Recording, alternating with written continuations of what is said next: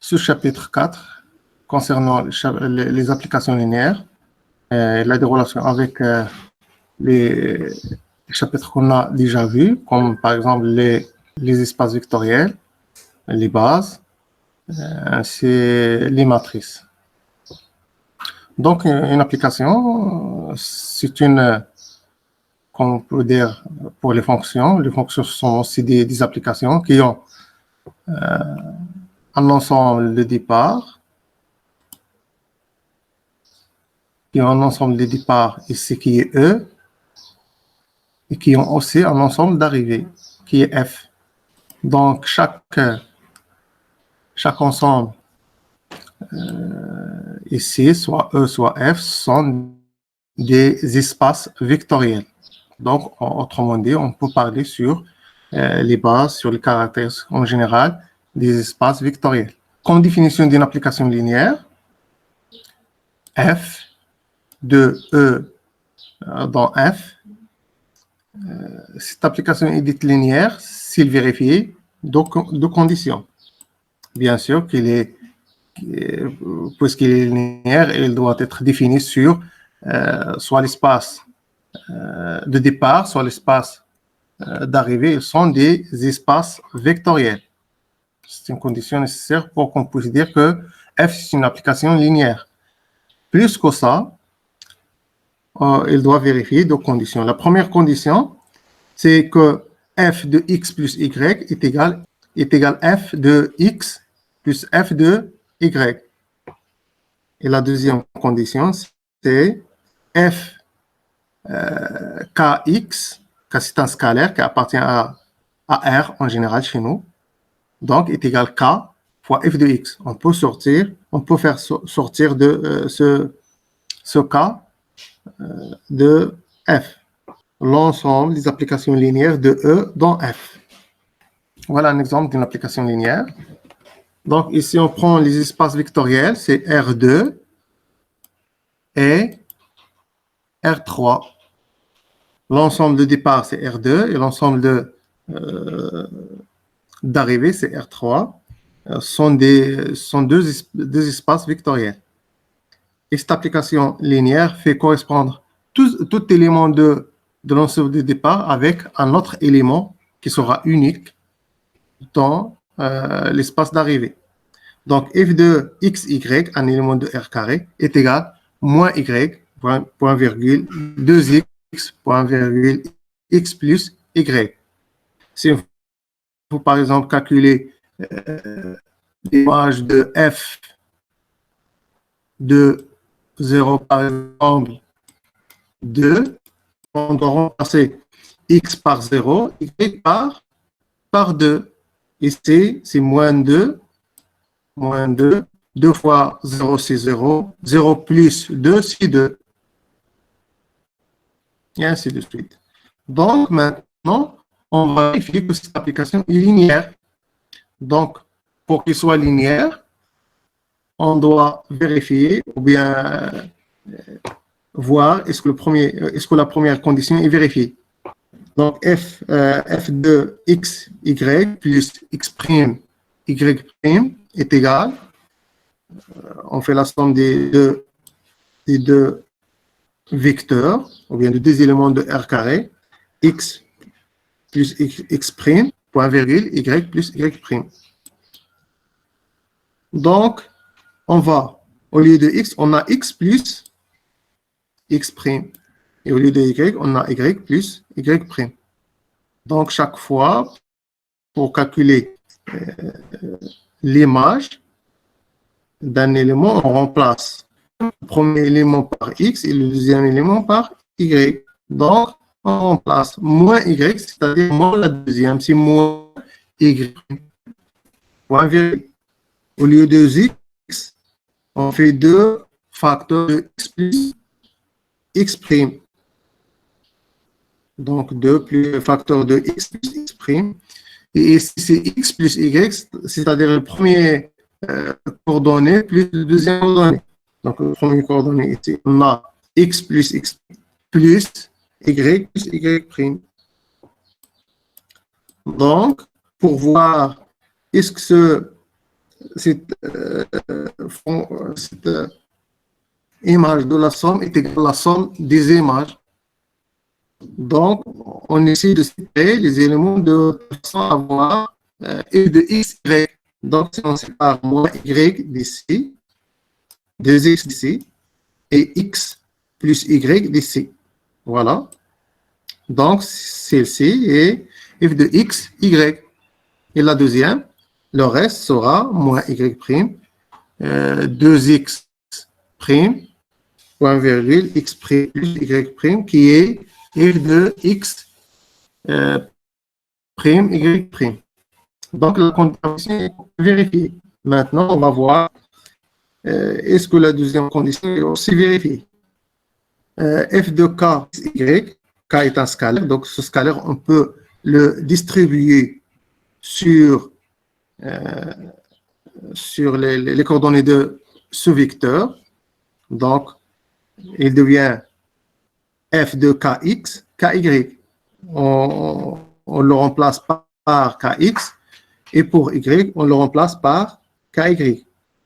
Donc, on va avoir ky, point virgule 2kx, point virgule kx plus ky. En fin de compte, on factorise par k. Si on factorise par k, on trouve k facteur de moins y de x, c'est-à-dire k f de x, y. Donc, les deux conditions sont vérifiées. Alors, f, c'est une application linéaire, même que le premier. Une application G est telle une application linéaire telle que G de x est définie par G de x, y est à x, y, point virgule, moins x, y. Vous devez faire attention si on a une application d'une ou d'une autre, c'est difficile à la linéariser. Donc, peut-être que cette application ne sera pas linéaire. Oui, la solution est ici. Donc, vous pouvez, chez vous, par exemple, une autre fois, vous pouvez arrêter les vidéos et essayer de faire ces exercices avant de voir la solution. Le corrigé de cet exercice sera, au premier temps, on doit vérifier la première condition de la linéarité, g de x, y plus x', y', égale-t-il g de x, y plus g de y', x'. Donc, au premier temps, on fait la somme de ces deux éléments qui appartiennent à l'ensemble de départ, x, y plus x', y', qui sera égal à x plus x', y plus y'. On trouve la première multiplication. Le premier, c'est x fois y. Ici, c'est x plus y fois y plus y'. Moins, le deuxième élément, moins x plus x'. Le troisième élément, c'est y plus y'. Et ainsi de suite. Donc, on continue à développer cette factorisation. Alors, qu'est-ce qu'on trouve? On trouve, en fin de compte, x fois x' moins y moins x, y, plus y, y fois y', moins y, plus y, et il nous reste ce reste. Donc, les deux premiers est égal. La première est égale g de x, y. La deuxième est égale g de x', y', et il nous reste une partie qui est différente de 0. Donc, cette sommation est différente de g de x, y plus g de x', y'. Donc, d'ici, on peut dire que cette application G n'est pas linéaire sans arriver à réaliser, à chercher ou bien à examiner est-ce que la deuxième condition est aussi vérifiée. Il suffit qu'une condition n'est pas vérifiée pour dire que autrement, on peut démontrer que cette application n'est pas linéaire et il suffit de prendre un contre-exemple, deux éléments qui sont très connus. Par exemple, 0, 1, 2, 1, par exemple. Et on cherche, est-ce que l'image de la somme des éléments est égale à la somme des images? Ici, c'est faux. Il suffit de prendre, par exemple, 1, 2, 2, 1 et on calcule G de la somme. Puis on calcule G de chacun de ces deux éléments. Puis on fait la somme et on compare la somme des deux éléments. S'ils ne sont pas égaux, alors l'application n'est pas linéaire. C'est la démonstration par un contre-exemple. Définition.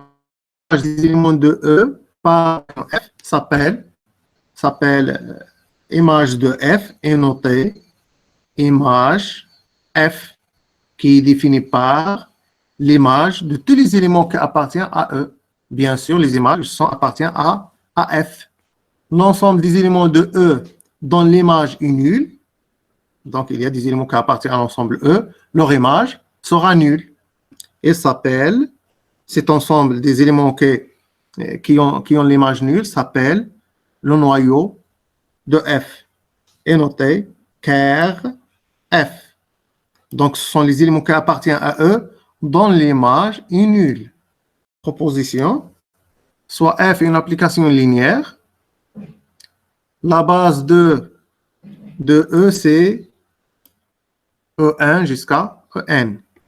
Alors, l'image de F est entièrement déterminée par l'espace vectoriel engendré par l'image d'une base de E. Donc, l'image de cette application F sera définie autrement.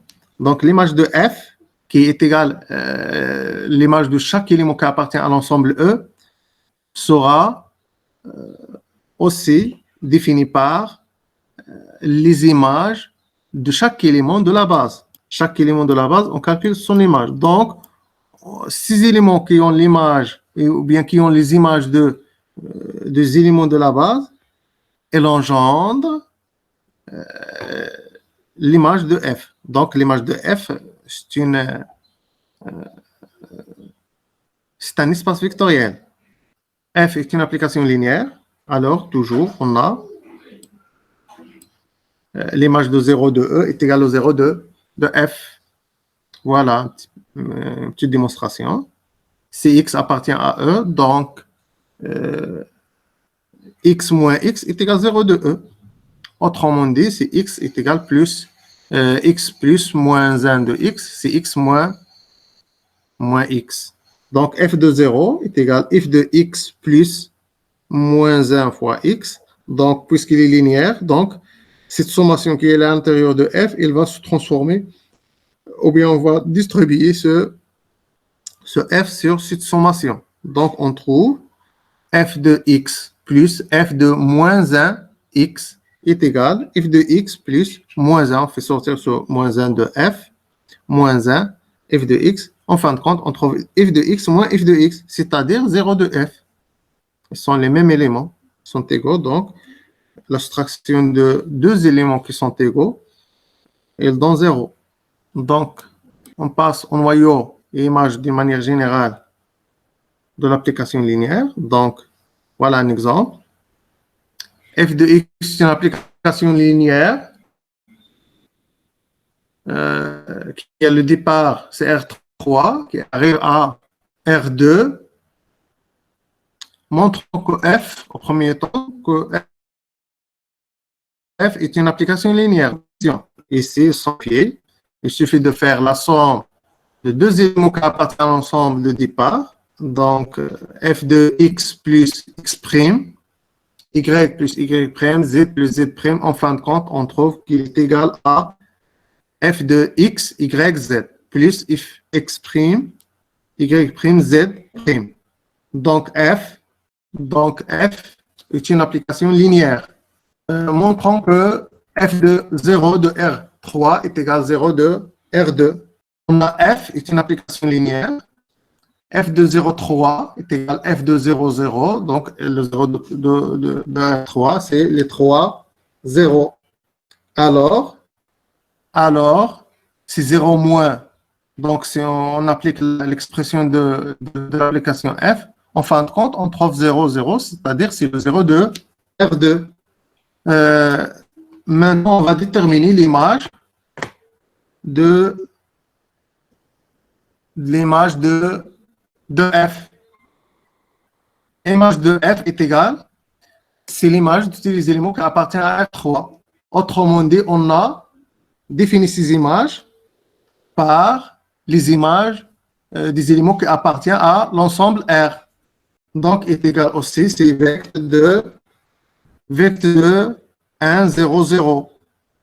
Ou bien, c'est l'espace vectoriel engendré par les images des éléments qui appartiennent à la base. Donc, la base canonique de R3, c'est 1, 0, 0, 0, 1, 0, 0, 0, 1.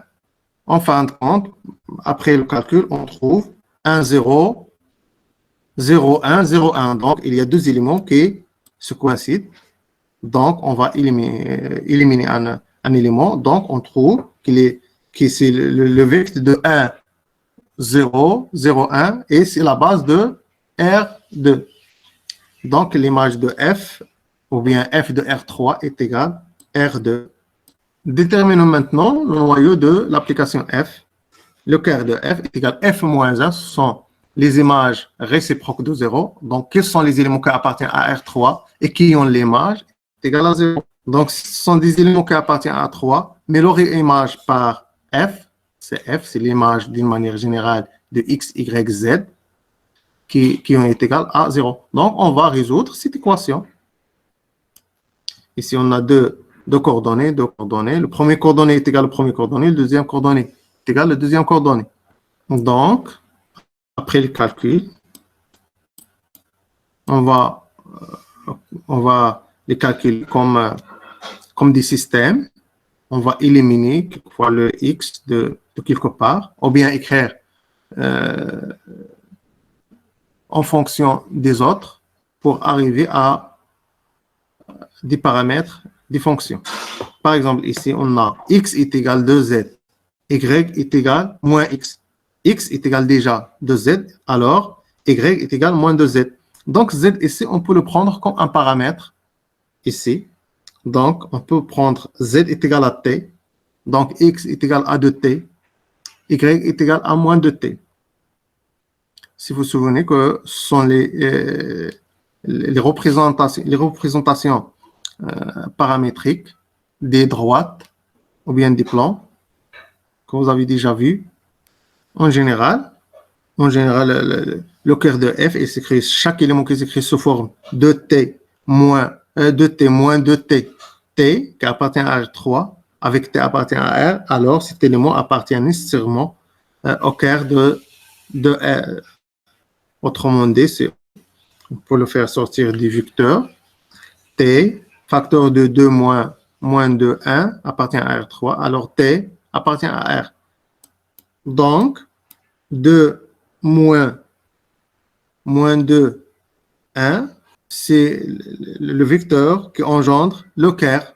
Donc, les vecteurs qui sont engendrés par les éléments qui appartiennent au cœur, il suffit de multiplier ces vecteurs par un scalaire. Donc, aussi le cœur, c'est un espace vectoriel. F est une application linéaire. Le cœur de F est un sous-espace vectoriel de E.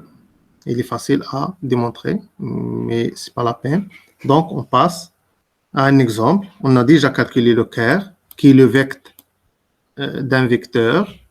Et le vecteur d'un vecteur, c'est l'espace engendré par ce vecteur. Donc, le cœur de F est engendré par le vecteur 2, moins 2, 1. Proposition, F est une application linéaire. F de U et F de V sont libres. Alors, s'ils sont libres, nécessairement, ces deux vecteurs U et V sont libres aussi. L'inverse est généralement faux. Donc, si U et V sont libres, peut-être que f de u et f de v ne sont pas libres. Voilà un exemple. Voilà une application. On prend deux éléments. C'est une application linéaire. On prend deux éléments qui sont libres, mais leur image, l'image du premier et l'image du deuxième, ne sont pas libres. Donc, l'image du deuxième est égale à 2 fois l'image du premier. Le rang d'une application linéaire. Donc, on a déjà vu le rang d'un système. Ici, on va voir le rang d'une application linéaire. Donc, la dimension de E est finie. En général, la dimension de E est égale à la dimension de, c'est un théorème, la dimension de E est égale à la dimension de l'image plus la dimension de Kerr est égale aussi, donc l'image, la dimension de l'image, c'est le rang est égal au rang de F plus dimension de Kerr de F. Autrement dit, le rang de F, qu'on va définir ici, est égal à la dimension de E moins dimension de Kerr de F. Voilà un exemple. F est une application de R2 dans R2, il est défini comme on voyait ici. Cherchons le rang de F. Autrement dit, c'est dimension de R2 moins la dimension de Kerr. Donc, on cherche le Kerr aussi. Ou bien, on cherche l'image. La dimension de l'image est égale au rang de F. Donc, l'image, c'est le vecteur de les images, ou bien des images de base de R2. Donc, voilà les images. On remarque ici que ces deux images de la base, elles sont liées. Le premier est égal à moins 2 fois le deuxième. Donc, on va éliminer l'un de ces deux vecteurs. Donc, l'image est engendrée par un seul vecteur, donc il est de dimension 1. Donc, le rang de f est égal à 1. Nécessairement, le rang de Kerr de f est égal à 1 aussi. Donc, le rang de f est égal à la dimension de l'image de f est égal à 1. Maintenant, passons au deuxième. L'application injective, surjective et bijective sont des définitions qu'on va voir ici. Sont très simples. Peut-être que vous avez déjà vu ces définitions dans l'analyse numérique. Donc, une application linéaire est dite injective. C'est f de x est égal à f de x', implique que x est égal à x'. Donc, si on a cette condition, et vérifier, alors cette application est dite injective. C'est pour tout élément qui appartient à F, il existe un autre élément qui appartient à E, tel que l'image de E par F est égale à Y, alors cette application F est dite aussi surjective. Ou bien c'est F est surjective, alors tout élément qui appartient à F, il existe un autre élément qui appartient à E, tel que l'image de cet élément qui appartient à E est égale à Y. F est dite bijective, c'est seulement si F est injective et surjective en même temps. Voilà quelques exemples. Considérons par exemple l'application de R3 dans R2, définie par f de x, y, z est égal à x moins y fois z, 0. Est-ce que f est injective ou bien surjective ou bien bijective? Donc, c'est à vous de vérifier. Sachant qu'on a ici une multiplication, vous devez faire attention ici.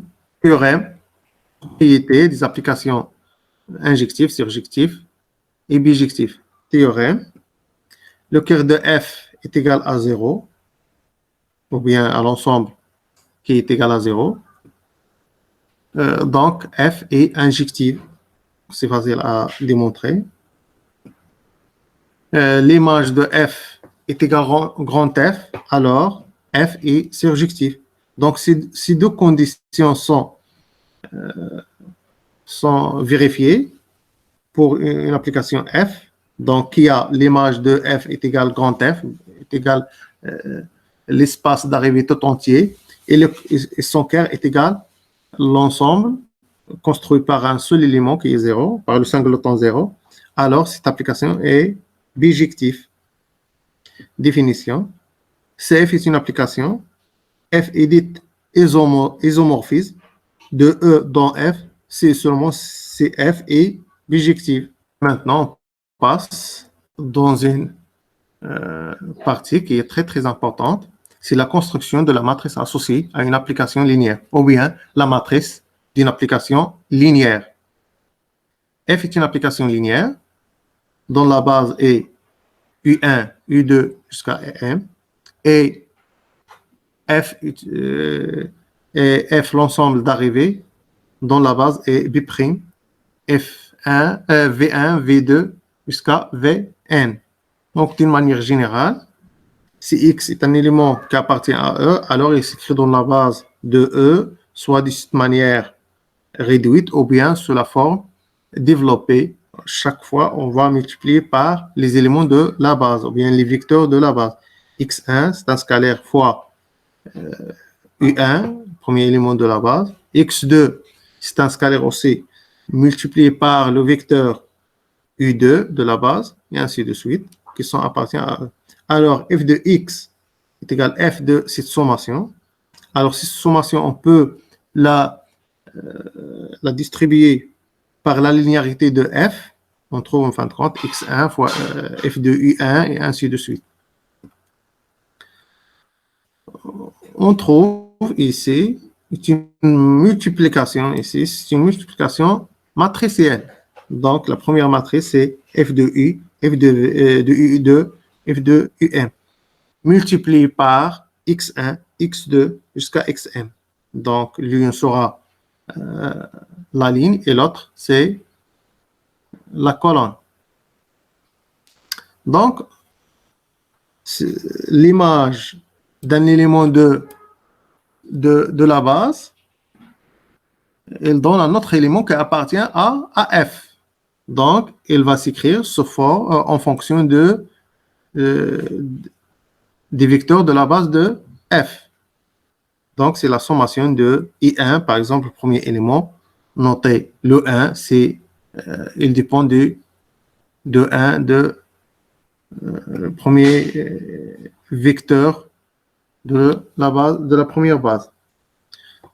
Et le I, il dépend des vecteurs de la deuxième base, car on trouve ici les coefficients, peut-être que tous les coefficients de B2 ils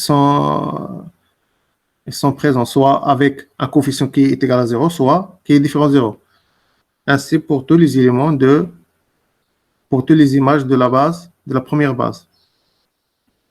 En fin de compte, ce qu'on trouve ici, si on veut enlever par exemple les vecteurs de la base de la deuxième base, on peut l'écrire par exemple sous forme des colonnes. Donc, le premier élément, il indique la ligne. Oui, ligne 1, ligne 2, et ainsi de suite. Et le deuxième élément nous indique le colonne. Deuxième élément. Le deuxième élément de l'image, il nous donne aussi A1, 2, A2, 2 jusqu'à AN, 2. Et ainsi de suite. Donc, en fin de compte, on peut associer ces colonnes, ces matrices colonnes, en une seule matrice, qui sera une matrice de n lignes et m colonnes, n, m. Donc, c'est une matrice de type nm fois une matrice colonne de type m1. Définition, donc, après la construction de cette matrice, on peut définir c'est quoi la matrice d'une application linéaire. On va voir par un exemple comment on peut déterminer les matrices d'une application. Donc, soit F est une application linéaire, donc on doit avoir une base de départ et une base d'arrivée. Donc, cette matrice, elle dépend intimement des deux matrices. On appelle matrice de F de la base B à la base B', donc qui a n ligne et m colonne. une ligne vient d'arrivée. C'est la dimension de l'espace d'arrivée. Et le M, c'est d'arrivée.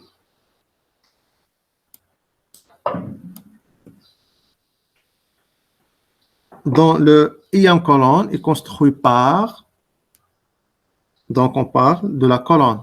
Dans le IM colonne est construit par les coordonnées de la IM vecteur de la première base, de la base de départ, f de i. Donc on calcule f de i, il nous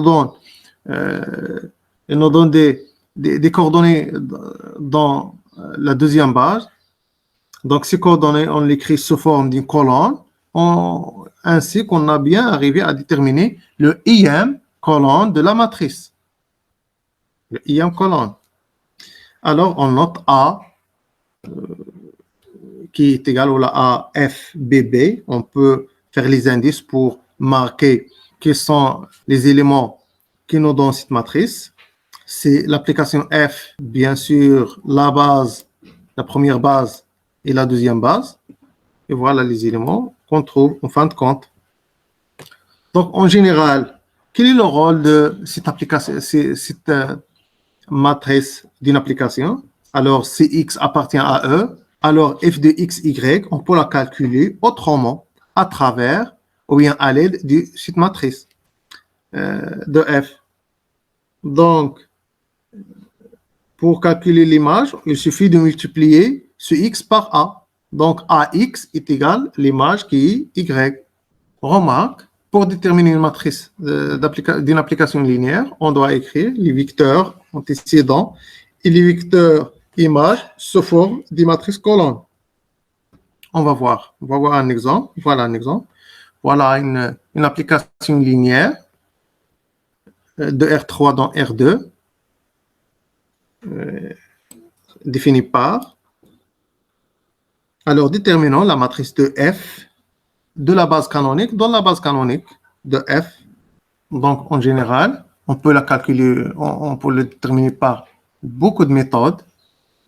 C'est facile à la démontrer. Donc, on peut transformer, en premier temps, on peut transformer ces écritures en écriture colonne.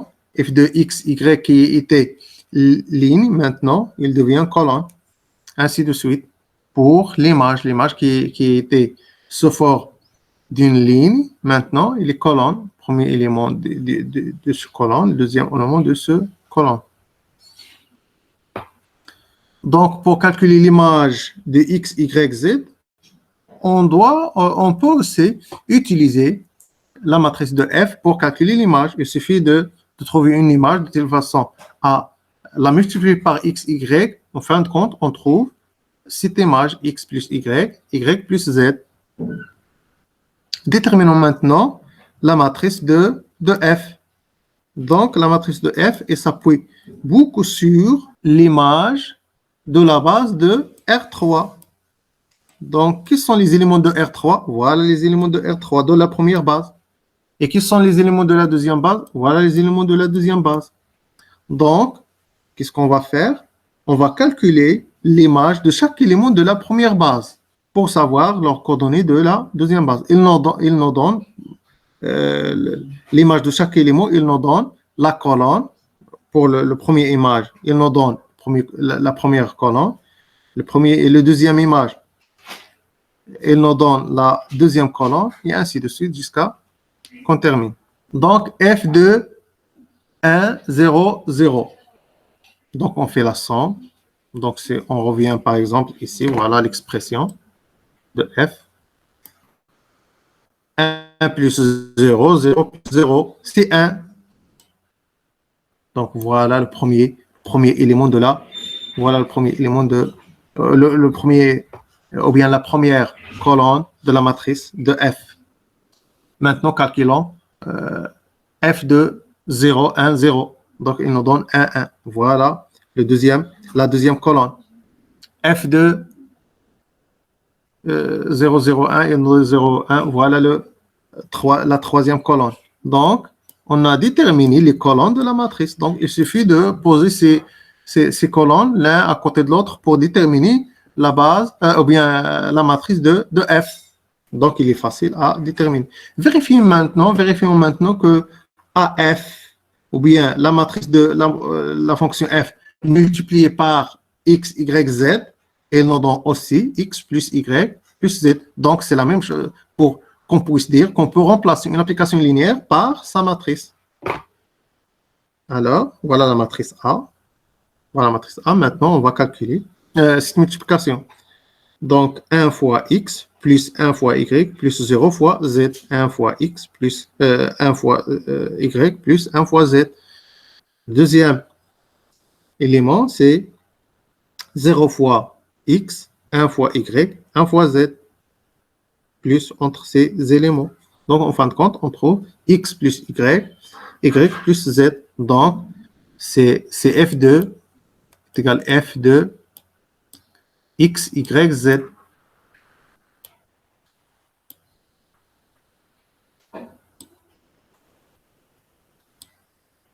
Donc, on peut remplacer une application par sa matrice. Pour la dimension ou bien pour l'ordre de cette matrice, qu'est-ce qu'on remarque? Il a combien de lignes? 2 lignes. Et combien de colonnes? 3 colonnes. Ces 3 colonnes, ces 3 viennent de la base de départ. Donc, le premier élément de la base, il nous donne la deuxième colonne. Le troisième élément de la base, il nous donne la troisième colonne. Donc, et ainsi de suite, on arrive à construire la matrice de l'application F. Vérification, par exemple, pour quelques images, calculons F de 1, 1, 2 par les deux méthodes, par l'expression de F et par la matrice pour s'assurer qu'on peut remplacer une application par sa matrice, par l'expression, par la formule d'expression. Donc, il suffit de remplacer x par sa valeur et y par sa valeur. En fin de compte, on trouve 2, 3. Si on la calcule par la matrice, donc, on doit multiplier la matrice par 1, 1, 2. Donc, voilà la matrice, voilà l'élément qu'on veut chercher son image. 1 fois 1 plus 1 fois 1 plus 0 fois 2, donc est égal 2. 0 fois 1 plus 1 fois 1 plus 1 fois 2. 1 plus 2 en fin de compte est égal 3. Donc, on trouve même élément, soit avec l'expression ou bien la formule de l'application F, ou bien par la matrice associée à l'application F. Matrice de passage d'une base à une autre. Maintenant, on va voir si on change une base, alors les coordonnées changent aussi. Donc, il y a des méthodes à travers des matrices dites de matrices de passage qui nous permet de calculer les nouvelles coordonnées dans la nouvelle base. Mais aussi, on doit faire attention car on va commencer autrement. Donc, on va commencer que les nouvelles coordonnées, il est facile de la transformer en première coordonnée. Cette matrice de passage de B2 à B1 est dite matrice carrée de taille n. Donc, il est toujours carré car les dimensions de est le même espace. Ici, on définit cette matrice de passage par le JM. JM colonne est formé par les coordonnées de VG, de la deuxième base. Écrit dans la première base. On va voir un exemple, c'est très facile à déterminer. Voilà un exemple. La première base, ou bien la deuxième base. La première base est la base canonique. Donc, la matrice de passage, il suffit d'écrire les éléments de la deuxième base en colonne avec leur image ou bien dans la première base. Dans la première base, voilà les coordonnées de la deuxième base. Donc, ces coordonnées de la deuxième base, elles sont écrites en fonction des coordonnées de la première base. Donc, la matrice de passage, c'est 2, 3, ça devient un colonne. 4, 5. Si on veut l'inverse, par exemple, on doit écrire 6 vecteurs en fonction de la deuxième base. Donc, 6 vecteurs 1, 0 en fonction de la deuxième base. Donc, on crée 1, 0 est égal à alpha 2, 3 plus bêta 4, 5. Si on détermine alpha et bêta, alors on détermine les coordonnées de 1, 0 dans la nouvelle base. Puis ainsi, on arrive à construire une autre matrice de passage, l'inverse de cette matrice. Donc, soit U moins qui a les coordonnées à la deuxième base, moins 1, 2 dans la deuxième base. Alors, quelles sont les coordonnées de ce vecteur dans la première base? Donc, il suffit de multiplier par la matrice de passage. Donc, on prend la matrice de passage, multiplié par les éléments de ce vecteur, bien sûr, colonne. En fin de compte, on trouve 6, 7. Donc, cette matrice de passage, elle nous aide à calculer ou bien à transformer les coordonnées d'une base à une autre. Remarque, pour déterminer les coordonnées d'un vecteur dans une nouvelle base B2, à partir d'une ancienne base B1, on doit déterminer les coordonnées des vecteurs de la base, ou bien la base ancienne, la première base, B1, en fonction des éléments de la deuxième base B2. C'est ce qu'on a déjà dit ici. Donc, pour déterminer les coordonnées canoniques dans une base, à une autre base, une nouvelle base, par exemple ici B2, on doit écrire ces coordonnées canoniques en fonction des coordonnées de la deuxième base. C'est l'idée de cette remarque. Voilà un exemple. Matrice de passage d'une base à une autre, bien sûr. Suite à l'exemple précédent, oui, on garde le même pour vérifier, on garde le même exemple, on essaie de terminer l'inverse. Donc, on doit écrire les éléments de la première base en fonction de la deuxième base. 1, 0 est égal à x fois le premier élément de la deuxième base, plus y fois le deuxième élément de la base. En fin de compte, on calcule. Donc, en fin de compte, on trouve 1 est égal au premier élément, 0 est égal au deuxième élément. En fin de compte, on trouve x est égal à moins 5 sur 2, y est égal à 3 sur 2. Alors, 0, 1, 0 dans la première base est égal à moins 5 sur 2, 3 sur 2 dans la deuxième base. Donc, et de même, on trouve 0, 1 dans la première base est égal à combien dans la première base? 0, 1. Alors, il est égal à 2 moins 1 B2. Ainsi, on trouve une nouvelle matrice de passage de B2 à B1. Maintenant, c'est l'inverse. C'est-à-dire, si on sait dès le départ les coordonnées d'une matrice, d'un vecteur dans la base canonique, c'est facile à le terminer dans la nouvelle base B2. Donc, par exemple, voilà le vecteur qu'on sache déjà ses coordonnées dans la nouvelle ou bien dans la base canonique. Alors, quelles sont ces coordonnées dans la première base, la base canonique? Donc, il suffit de multiplier ou bien ce vecteur par la matrice de passage. En fin de compte, on trouve moins 1, 2, qu'on a déjà calculé, ou bien la transformé. Ce sont les coordonnées dans la deuxième base, qu'on a transformé dans la première base, la base canonique. On a déjà trouvé 6, 2 dans l'exemple précédent. Remarque que nous avons déjà calculé l'inverse à l'exemple précédent. Diapositive, regardez diapositive 27.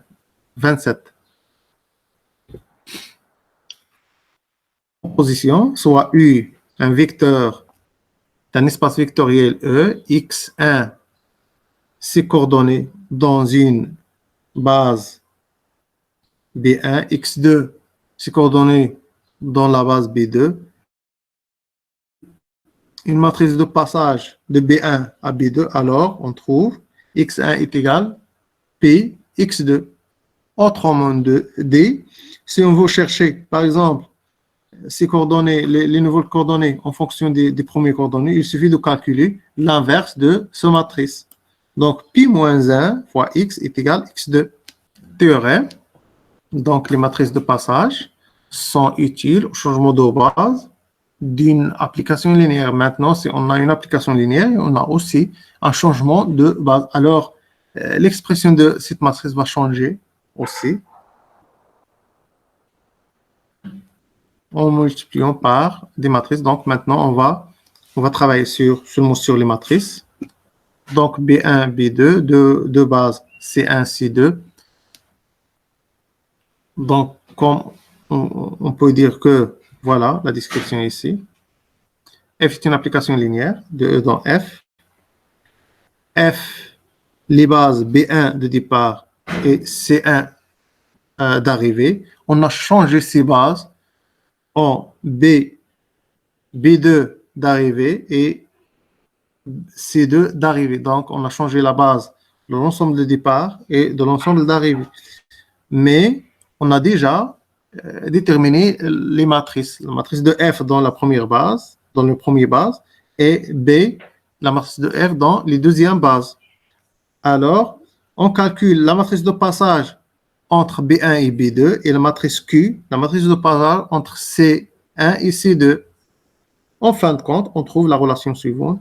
B est égal à Q moins 1 fois A fois B. Donc, ce n'est pas la peine de bien les déterminer. Il suffit de l'appliquer si on a de temps. Voilà un petit ligne. On utilise le plus souvent cette relation lorsque l'application linéaire F, c'est-à-dire un endomorphisme de E dans E. Donc, la matrice de passage de B, donc, elle reste la même. Donc, la matrice de passage au lieu de Q, il reste le même. On a déjà écrit B est égal à P moins 1 P. Maintenant, on fait l'inverse. Donc, ce P moins 1 revient à la fin. Et merci de votre attention. Donc, pour les sciences prochaines, Inch'Allah, on va attaquer les TD. Donc, je veux vous déposer les séries sur la plateforme de la faculté. Et on se verra à la prochaine fois, Inch'Allah. Merci.